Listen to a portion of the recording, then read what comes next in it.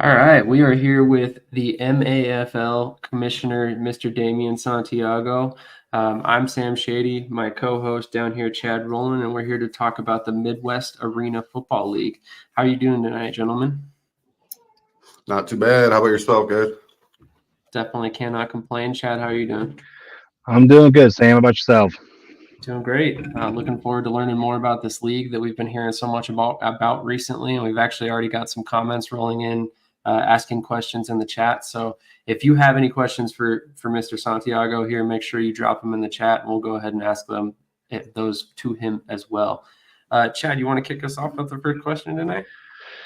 Yeah, sure. Damian, first off, great to meet you. I know we've been chatting a lot behind the scenes and everything, getting ready for this upcoming season. But, my first question to you really is how did this come to life, right? Like what was the driving factor and motivation to create the MAFL? The really well, it's the main thing is like there's a lot of, I'm not trying to talk about any certain particular league, but there's a lot of, leagues that just aren't really functionable, media wise, market wise, management wise. And, so I kind of just wanted to create something that, where a developmental league, kind of like a farm league to say back what the AFL used to do to the NFL teams pretty much, pretty much create like just a developmental league, kind of, and do it right, do it right from the management side. And that's kind of why, I'm kind of picky on who I let in my front office because, I want things to be done with my vision, how I want it, so that pretty much, possessed me to make the MAFL, so that's pretty much it right there. Yeah. So I understand you're the owner of the Tri-City Bucks as well, right? Yeah, the Tri-State Bucks, yep. Tri-State, sorry about that. Yeah. How long have you been a team owner prior to deciding to start your own league? I mean, not too long. I'd say about 2 years, and I don't have the most experience, in arena ball at that, but, I've been a football guy my whole life, and like I said, with the Bucks, that kind of just sprang about just, we're an outdoor team and, just kind of like the history of any arena ball team, the old school style. We're an outdoor team and, we just heard about the indoor games. So we picked it up and we were actually pretty good at it. We were really good at it. So, we joined the GALF last year. And that's kind of where we got our blueprint from a little bit, which is a really good league, it had its strong points at it. So, it's kind of where we took off from there. And, with the Bucks, the Bucks being my team, it's a little more structured, not too structured, but it's more centralized to where, it kind of won't leave, won't leave the league. It's kind of the vision is backed up behind the league, so it's one of the teams that are, it's struggling as it's going just because we don't have the capital right now. But it's going, we're trying to make it flow. So, the goal is to get the product out so the sponsorships can come in, for these teams. So makes perfect sense. And that's exactly part of the reason why we have kind of partnered with you to hopefully help you get to that point. Chad, what do you got for Mr. Santiago?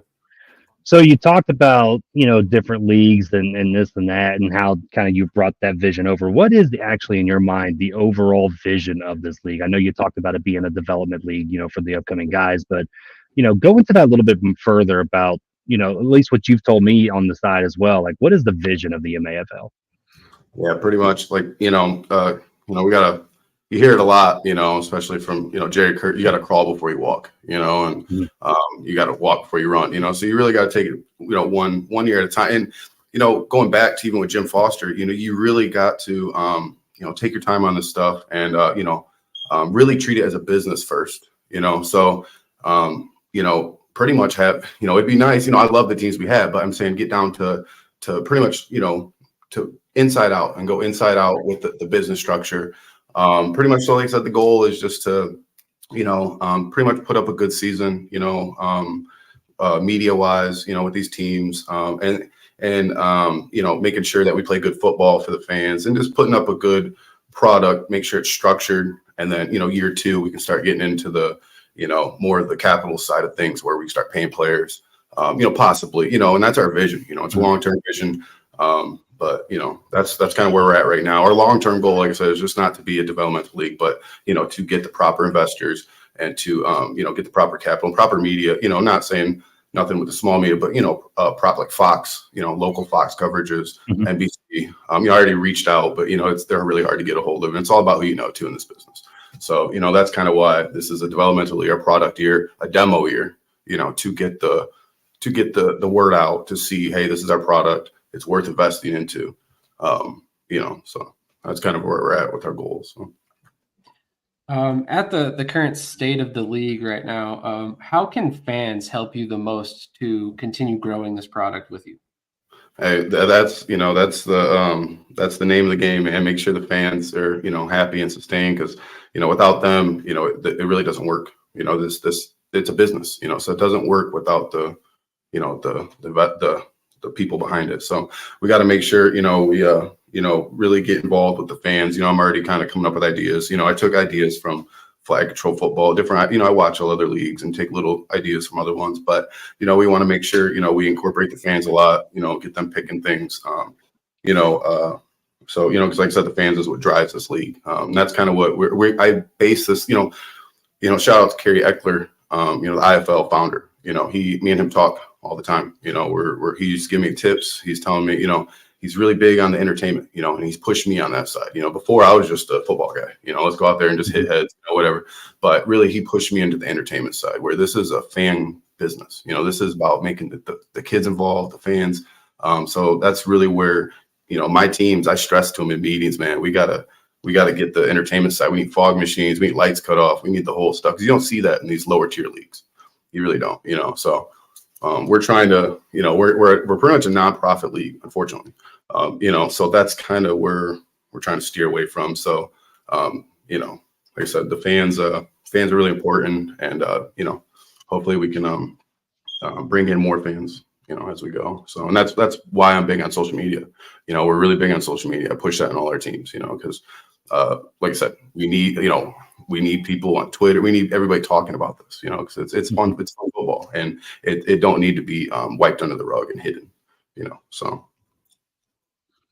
Yeah, exactly. And that's how I feel too. I mean, it's a marathon, right? It's not a sprint. You gotta, like you said, you gotta crawl before you walk, before that comes in. So, I wanted to ask you about, because you've talked a little bit about expectations.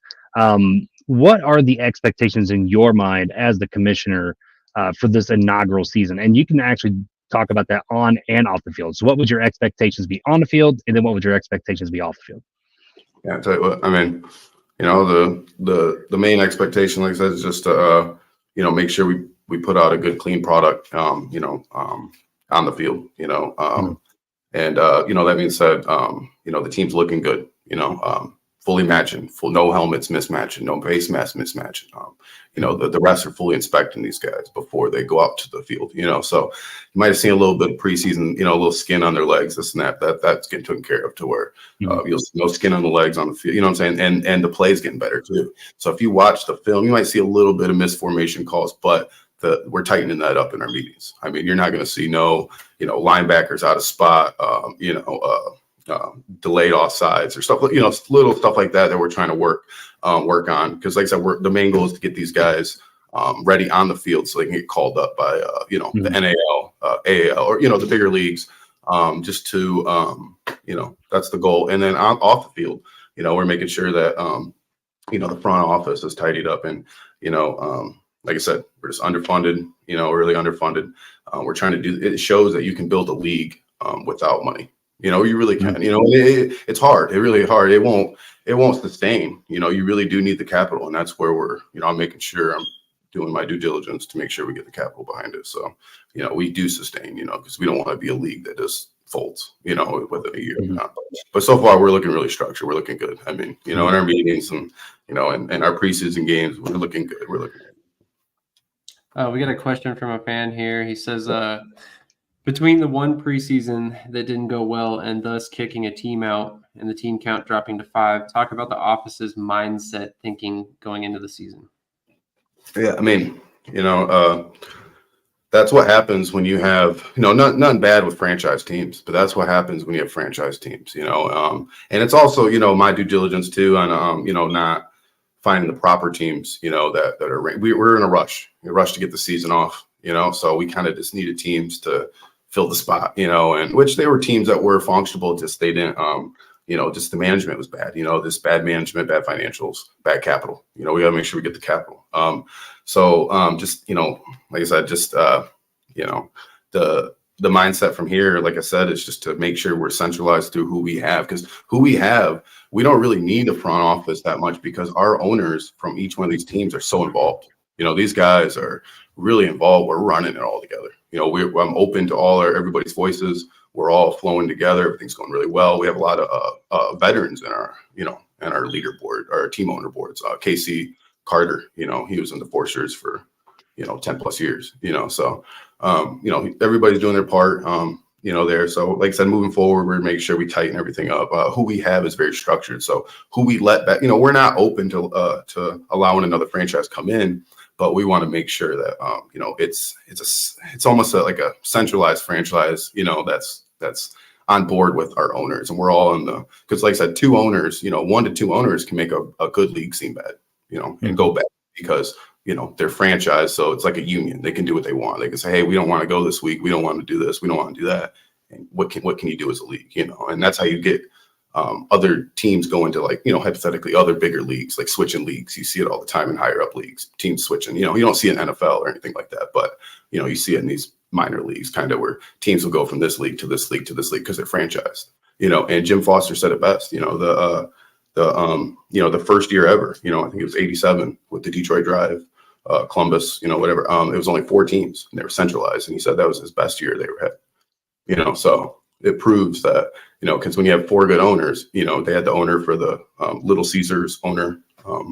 He was the Detroit Drive owner. He had proper capital, and he was the one guy that just made that whole league just, and Detroit Drive was almost a dynasty. You know what I mean? So it proves you need the capital, and you don't need a bunch of teams. You can do it 4. He proved you can do it 4. So I mean, we want to get to there, but you don't need a bunch of teams. Less teams is almost better because they're actually work closer. We all understand each other and we all can flow better, especially at this lower tier. So that's kind of where we're at. Answer that question a little bit. We're just going to tighten up from there and make sure we're all more of like a family orientated league. And we understand. We're all understand each other's business. Less cooks in the kitchen, basically. Yeah, exactly. If you guys are tuning in right now, we're with MAFL Commissioner Damian Santiago, asking him more about his league, learning a little bit more about the MAFL, the Midwest Arena Football League. If you're watching, make sure you hit the like button, comment, subscribe, and make sure to share this with anybody who likes arena football and true arena football. And on the spirit of that, I wanted to ask you, why did you specifically want to stick with under center when it comes to the actual arena style rules?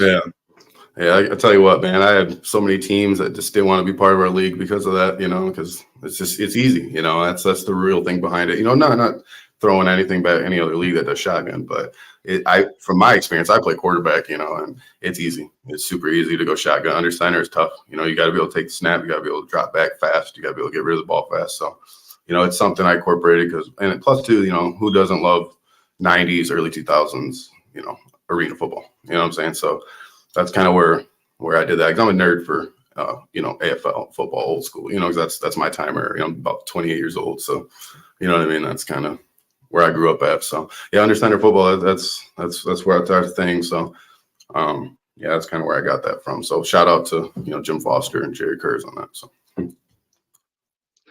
Yeah, I mean, that's what I really enjoyed watching, especially in that inaugural preseason game, was the under center. You don't see that much anymore these days. And so, being able to see the unique plays that these players made, from Midwestern especially, it was fun to see, and it was different for sure. I wanted to ask you about kind of moving into, because the season's going to be starting this weekend, and we're all very excited for that, to be able to finally get some football going, right? I think we're all pumped. What are you most looking forward to with these opening weekend of games? I mean, pretty much the the Enforcers and Bulldogs, just going at it. Like I said, I'm really interested in seeing the Enforcers back. We haven't seen them back in a while, back in action, and they've been ready. They've been tuned up. And like I said, the Bulldogs really tuned up. They had 2 preseason games ready to go. So like I said, that game's going to be a show, and we're going to have it live on Shady Network here. So I think it's 6:30 to kick off. Chad's going to be there live, so it's going to be a fun game. Like I said, that's going to be the talk of the week. And then we have Sunday's game, the Bandits and Grizzlies. Grizzlies at Bandits. That's going to be at 8:00 prime time. I don't think we're going to go live on that one. I think we have an issue just with the travel issue getting out there and whatnot. But we'll be at the first one though. So like I said, that's pretty much just clean, good football, competitiveness, and make sure the live stream goes good. Make sure we have a proper live stream this time. Last time we had some hiccups, so make sure we got that taken care of now. So make sure we give the fans what they want and be able to enjoy arena football. So For the record, I thought it was a decent stream for the first time us ever doing it. I'm a perfectionist, so I want to make sure it's perfect. I try to be perfect in everything we do. And I rewatch it all the time. I'm like, man, I should have did this, should have did that. But Jim Foster too. He had a big issue with his first game too. They all do. You know what I mean? So we all do. So it's just something we gotta get past. Exactly. Part of being a trailblazer is you're gonna have some bumps on the road occasionally. Oh, wanted to grab some of these comments real quick. It looks like we've got a couple players tuning in. Latavius Adams. Hopefully I pronounced that correct. Looking forward to the season. D. Clark. Franchise limits your ability to do shit with them, honestly. Separates the men from the boys, talking about under center football. You have a half a second before we get back. Their real talk. Yes, sir. And we can watch the game on Facebook, he says. So good stuff. And Latavius, he had a lot of big plays there in the game. And that's the thing where this live stream service really helps us get off, because we put the graphics up. So any player that makes a play, you're able to be seen by higher up leagues. You're able to be seen by the NAL or who not. And like Lamar Stovall, he should be higher up. He's a really good football player. He was my Bucks player last year. So, just for the Bulldogs were pretty much the Bucks players last year. But we kind of, Brant, there he is. Yeah. So Lamar Stovall, man, he's actually not a rookie. He's a 1-year pro. I typo there. But that dude, man, he's a really good dude off the field too. So, some of these guys need to be up there in the higher leagues, and, they're asking for it too. They just don't know how to, get to there. They don't have agents, or just this is kind of like almost an agent thing, so it's something too to tap into for these teams to take advantage of, to play good. There's people watching you, and if it's with our live stream, you can see every little thing, and minus the blurriness, but you can see every play, so we're counting stats. We're getting the proper, and we actually have a stat website too. On our website, you can count our stats, and not right now, but everything's zeroed. But so game to day stats will be updated the next day. Hopefully that day we can try to get it. But you'll be able to see leaderboards, passing leaderboards, for player of the week, stuff like that. So fun stuff there. Yeah, I got to. You brought up Lamar Stovall, which is fine. Watching that dude's first step coming off that block, and intercepting that toss play right there was an unbelievable play by him. I wrote about it, and so I was like, as I was writing that article, I'm just like, man, it just got me pumped up more for football. So speaking of Stovall and other players, like when you're looking at this league, and as a commissioner, you may have to be partial here with this, but when you're looking at all the players collectively in the league, is there players that fans themselves should be looking out for this season? Somebody like a Lamar Stovall, for example, or like a Donovan Sanchez that looked really good as well. Yeah. Another one too. Not just the Bulldogs look, man, really good, but Ethan Stafford, he's the offensive lineman, 76. Man, big boy. Like I said, these are my guys that I recruited from before, and he has played with Flag City Fam, semi-pro team. Pretty big team around local area. But another one too. The Grizzlies. Keogh is his last name, I believe. He is really good quarterback. Yep. Yeah, really good quarterback. Like I said, man, we have a lot of talent, man, and with our Bucks too, we got really good linebackers, stuff like that. So I don't want to leave nobody out. The Bandits, I'm not too familiar with their roster a little bit. Like I said, we didn't really see them in preseason. The preseason guys I know, because I've been out there, met them, shook their hands, so Mhm. I don't know the Bandits too well, but I see that, when I typed in their roster on the website, they got some college experience. They got some, so that matters. A lot of these other teams don't have no college experience.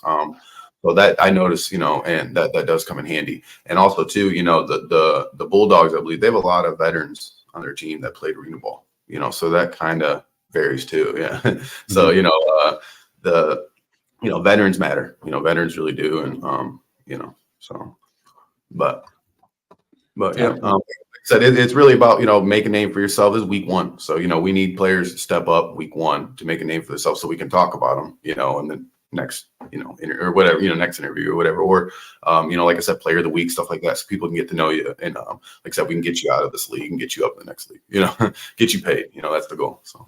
Definitely. And honestly, it's a great platform to have for players. I mean, in order to get anywhere, you have to have film, right? So this is a perfect example of a league that can give you film and film that's accessible publicly. So you can then go and clip your highlights and put together a film for yourself, which is a huge deal for players. So a bunch more comments rolling in. The guys are doing great here. Clark, again, I went head up with him all game. Great football for sure. Hunter Hess, love the format. Can't wait to see how far a lot of us make it out of this league. I'm sure a lot of guys are going to be moving up. Cutthroat J says, stay tuned. Y'all remember the name Jadis Hayward. All right. Clark, another again. Latavius Adams says, Akio number 3. And then Daniel tuning in says, Sam repping the Kelly Green. You're right. Always got to be repping an Eagles shirt for sure. And, well, to elaborate real quick on Hunter Hess, man, that guy, I forgot to mention him, but he was close to being the player of the game. If they would have won, he would probably win the game. He had a couple sacks. I'm not, maybe 3 or 4, I don't know, but breakups, a lot of fumble recovery. He was all over, so he was a big play. And then what was it? Jadis there, he's actually a Detroit Raven that we recruited from our Bucks team. Detroit Ravens, number 1 semi-pro team in the nation. At the time, I think the Rams won the championship last time. But yeah, so like I said, man, a lot of talent out there. Yeah, awesome comments. Keep them going, guys. That's good stuff. So definitely. Thank you, everybody, for tuning in. Remember to hit the like button. It's very important, especially on YouTube, to help push this out to new viewers. And every new viewer is a potential new MAFL fan, which is the whole point of doing all this stuff. Yes, so sir. I'm curious, at what point did you realize that your future lied with team owning and eventually league owning? Man, I had no clue, man. Like I said, it's killing me to even do this because I want to play, and I can't play. It wouldn't do right. You know what I mean? So I would never, I don't even want, I don't, it's not something I wanted to do at all, but it's got to be done. It had to be done. Somebody had to do it, and like I said, there's these other leagues that could be around, but like I said, I want to make sure I put out a good platform for these guys, to get seen, and it's also, I want to get seen too. I don't want to be in this position forever. My goal would be to be in the AF1 or the IFL one day at that office somewhere, or coaching or something like that, something I can actually, benefit something. And, I could always hand the torch down to somebody to run my stuff. You know what I mean? So that's the goal, but this is good year one stuff, good, good stuff to get going. So, Yeah, I mean, and that's something too. Like, I mean, with, we talked about with the whole, with the tape and everything else for these guys. I mean, this is just a huge opportunity for them to be able to be seen and do all that. So, I mean, you're not one to be like the Jackie Moon, right? Like where you're the owner of the Tropics and then the player and all that, right? Yeah, I was a player, and I was going to do that actually, and I actually stepped down. I think just about a month and a half ago, really. I think so. We're like, all right, I'm going to go full term on this, and let's go at it, because otherwise I have to pull my effort into that. I usually put my whole effort into one thing, So yeah, I do this and do it right, and it's even a lot for me to do the live stream service because I'm actually going to the games and make sure I'm head producing the live stream service, make sure it's right, so it's a lot going on, but like I said, it's what I signed up for, and it's what comes with it, and it'll all get better as we go. So Yeah, I mean, somebody's got to do the Lord's work, so you're able to do that for us. So I'm sure is very appreciated by not only from the owners and stuff, but the fans and the players as well. Yes. What I wanted to ask too, just keeping up with the season stuff, so for the fans' sake, right? If I'm a new fan coming in here and I'm seeing these 5 teams, which we're talking about: Detroit Bandits, Midwestern Bulldogs, Mid Michigan Grizzlies, Indianapolis Enforcers, and the Tri-State Bucks. What team in your mind has the target on their back? Like when a fan looks at that up for the upcoming season, who are they saying, okay, this is the team that everybody's looking to beat, right? Who's the team that just sticks out to you? If you Yeah, can answer that partially. that's an easy one for us. I think it's enforcers. They got championships behind their back. And they Mhm. they're a solid team. They're structured. And like I said, just being a veteran team. Everybody's kind of. I'm worried about them on our schedule. So that's just personally them. And like I said, these other teams. A lot of teams are tough in this league, but I think that's the one team that everybody's coming for. That they want. That's going to set the ranking here. I believe so. Just based off of, I've seen their practices, their film, they're looking really good, looking structured, sound. They don't mess up. They're a good team. If you watch their film when they were in I think the AAL with the Mhm. Ironman, Yeah. they're pretty sound team. And they were also in the CIF.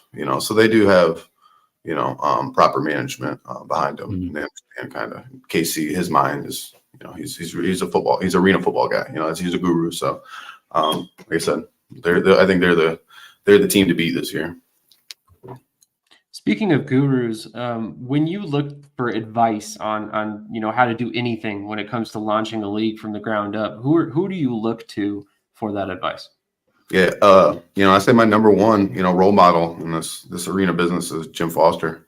I listen to hours of those archive videos on YouTube of where it's like 2018 phone calls that he has, hours just him explaining where he went wrong, what he should have did instead of what happened, why the league kind of wasn't, it was successful, it was very simple, but why it kind of tankered down, and what you can do to make the league proper in structure. And that's where I got centralization from. If you go watch those videos, so he says that, leagues need to be centralized, just like the NFL is.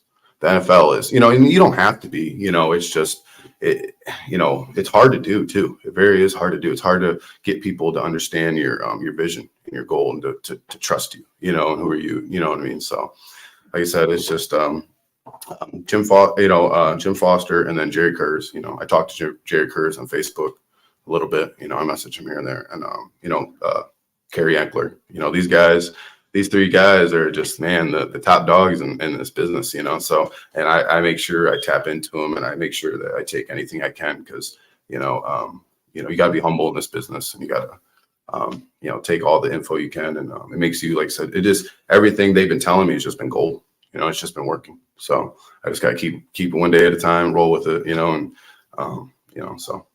Like I said, just shout out Jim Foster, man.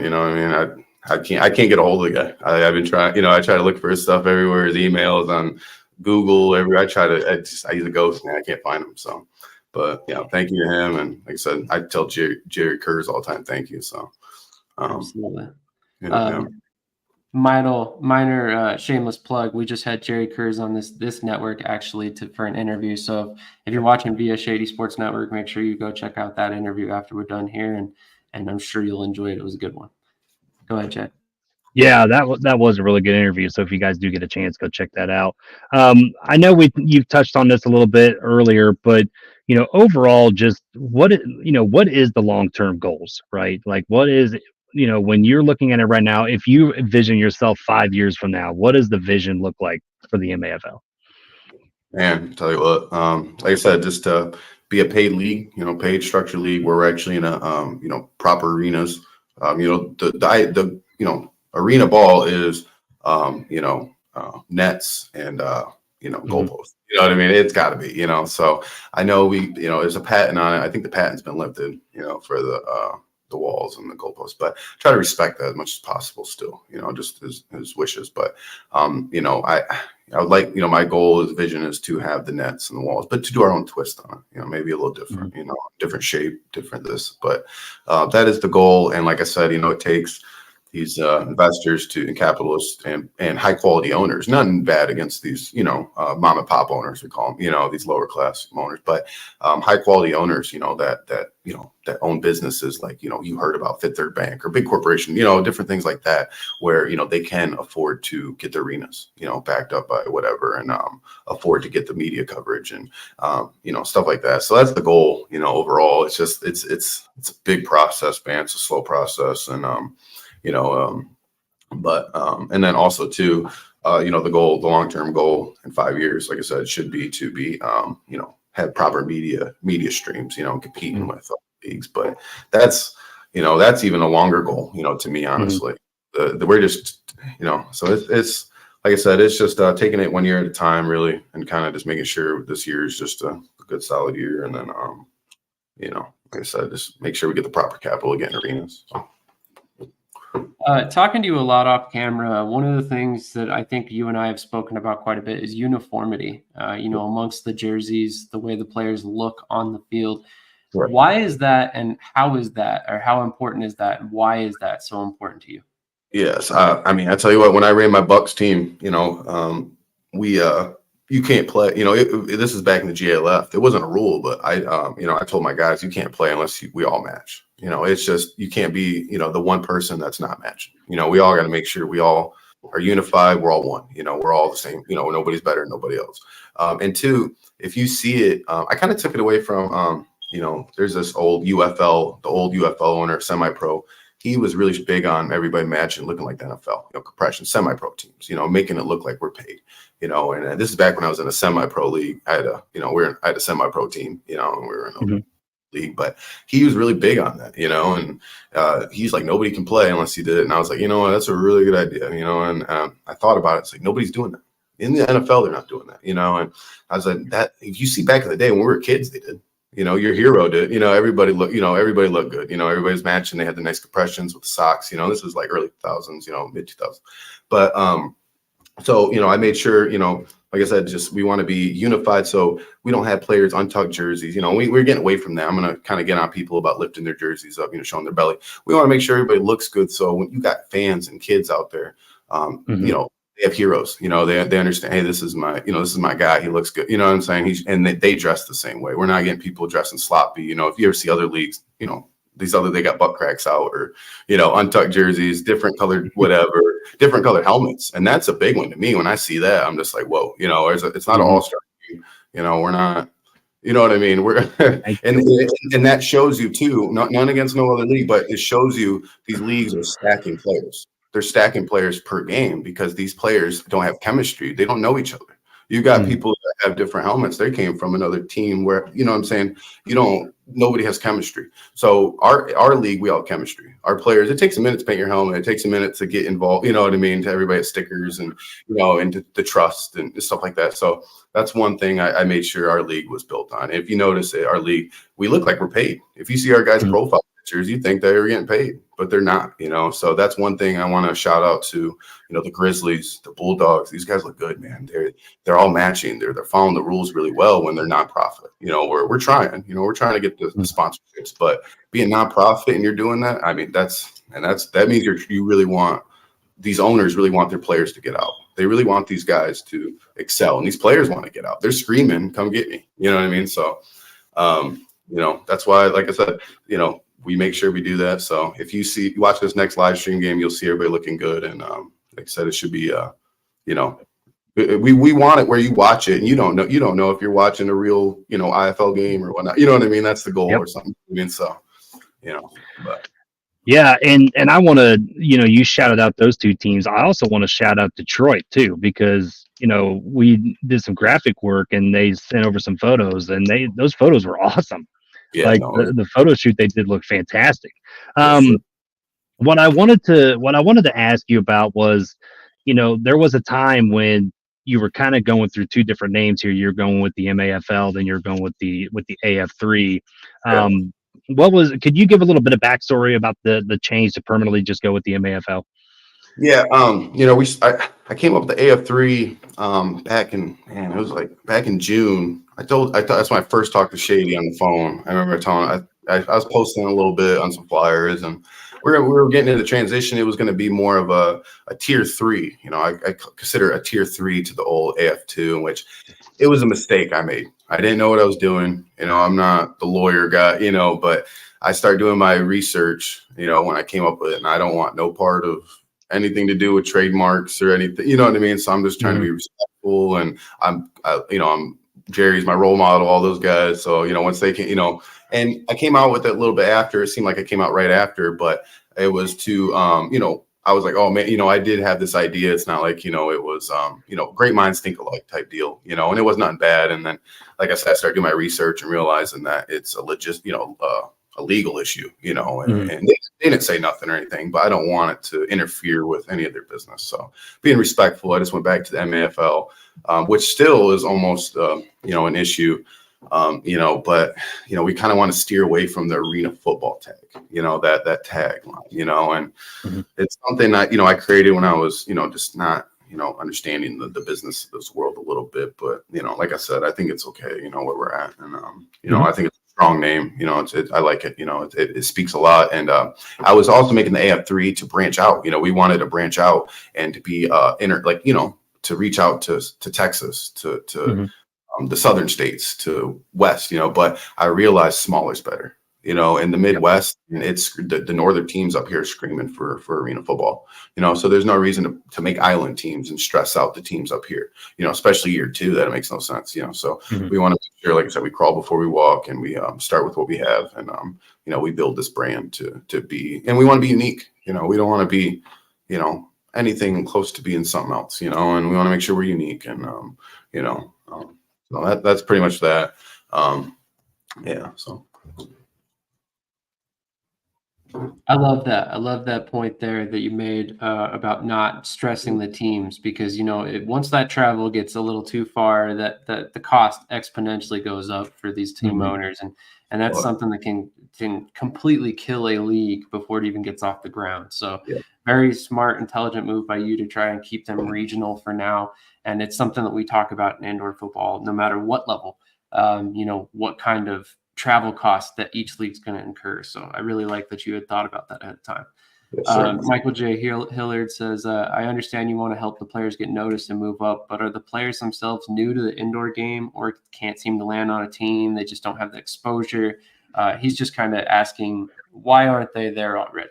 That's a good question, Michael. It's to where, you know, like I said, they don't have the guidance. You know, not saying nobody in particular, but they didn't. You know, they do now, but they didn't have the guidance to get a platform or a team or just the contacts. A lot of these guys aren't, you know, no mutual friends with, you know, any of the people I do or know any of the people I do. So it's a new world to them. You know, it's a new world to them, and a lot of these, you know, there's a lot of diamonds in the roughs out here. You know, so, you know, like I said, they just don't really have the platform, or, you know, they're new to the indoor game. Correct. You know, a lot of them are new.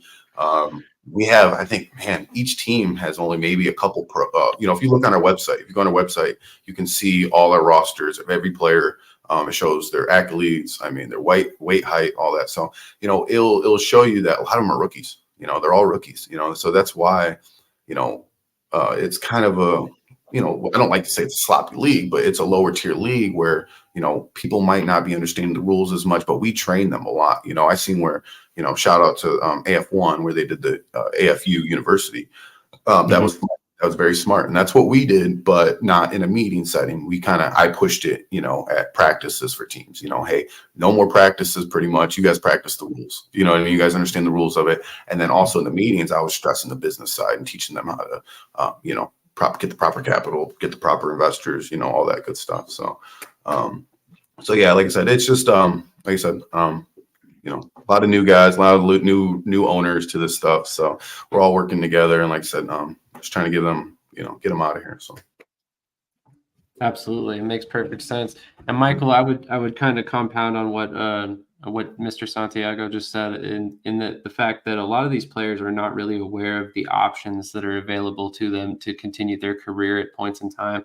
So leagues like these that are pop up regionally and are in their area present a stepping stone to those other leagues and are more easy for them to find because they might hear about it, you know, word of mouth type deals. So I think that's honestly a big reason why we will see, some of these guys move up fairly quickly because, once you see them on tape, you have something to evaluate and you can go from there. So I definitely would watch, if you see a guy pop on film, keep his name in the back of your mind, because I'm willing to bet a lot of these guys are going to get opportunities at a higher level very quickly. And two, we're trying to work on, getting player cards, like trading cards, stuff like that, posters and, at the games, so fans that show up at the games, you can get a poster, get a sign, by players. And, it's something we're looking forward towards midseason, when players are actually, getting credibility, making plays, like the Stovals, stuff like that. So, like I said, when I was there at the game, man, we were on the edge of our seat. We were right there. He was flipping people. We were having fun. Everybody was,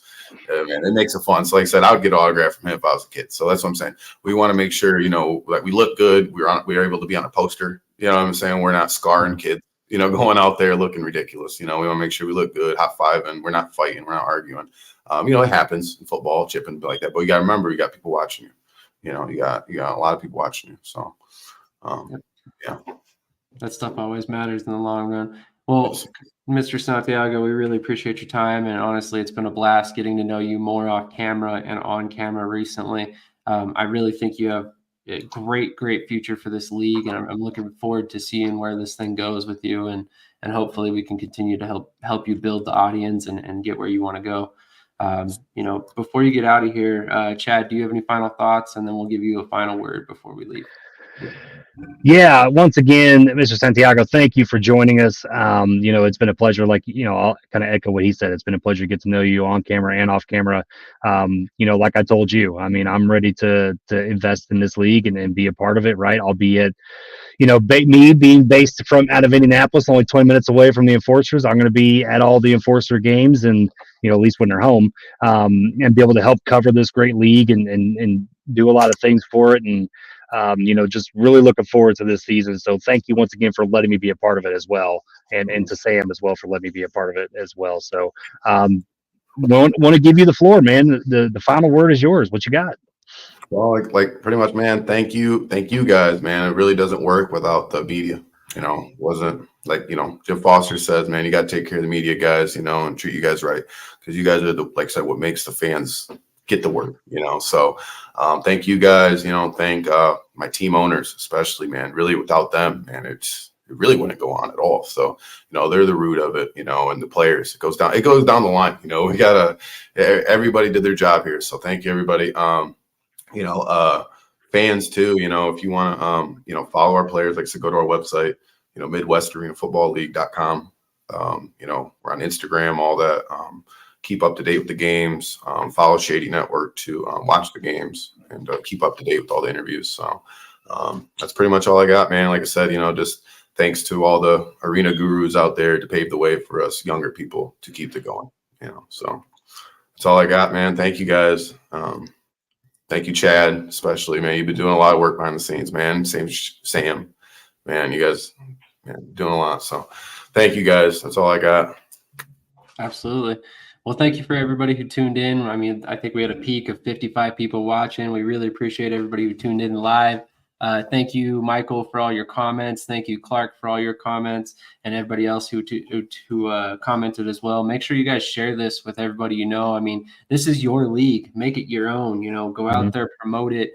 Tell all your friends, your family, all of them to come to games. That stuff matters to a league like this. So that's the best possible thing you can do to help it grow and get where you want to be in your career as well.